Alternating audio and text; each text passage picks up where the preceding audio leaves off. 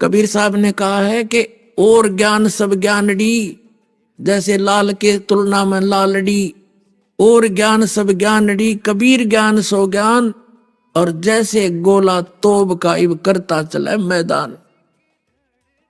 एक समय जैसे प्रसंग जो चल रहा है उसी पर आते हैं।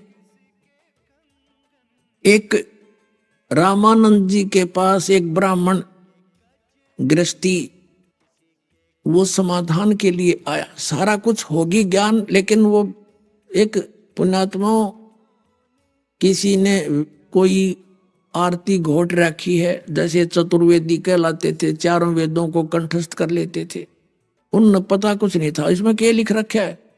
तो ऐसे एक ब्राह्मण आ गया घना दुखी, और उसको रामानंद जी ने कई बार जंतर मंत्र बता लिए थे, कोई लाभ होया नहीं। तो रामानंद जी कहने लगे, भाई बच्चा ब्राह्मण, ये तो तेरी प्रारब्ध का भोग है, अंतिम सांस तक तेरे भोग्य पार पड़ेगी, इसका कोई विकल्प नहीं। तब कबीर साहब ने कहा, स्वामी जी, क्योंकि रामानंद जी ने कहा था कि बेट परमात्मा, अब आप मैं आपको शेष कैसे कहूं। तब परमेश्वर ने कहा था, गुरुदेव स्वामी जी मेरी बात का आज्ञा का पालन कर, नहीं तो आने वाले समय में काल का दाव लग जाएगा।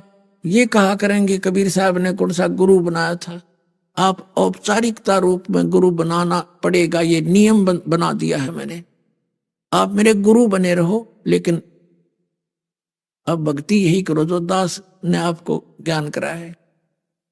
तो वो प्रतिज्ञा करा ली परमात्मा ने उनसे, तो शर्मिंदा होकर के उन्हें स्वीकार करना पड़ा।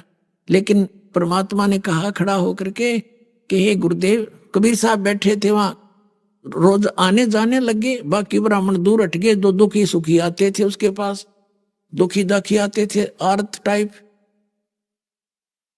तो उस ब्राह्मण से परमात्मा ने कहा, स्वामी जी एक अर्ज करूं आपसे। कबीर रामानंद जी ने कहा, बोलो बोलो मालिक बोलो, क्या कहना चाहते हो। आप ये कह रहे हो कि प्रारब्ध के कर्म तो भोगने ही पड़ते हैं, आप वेदों को तो सत्य मानते हैं। कहा वेदों में तो बिल्कुल सत्य है। तो यजुर्वेद अध्याय नंबर 8 के श्लोक नंबर 13 में स्पष्ट किया हुआ है कि पूर्ण परमात्मा अधर्म यानी घोर पाप का भी नाश कर देता है, संचित कर्मों का भी नाश कर देता है, प्रारब्ध के भी कर्म का नाश कर देता है।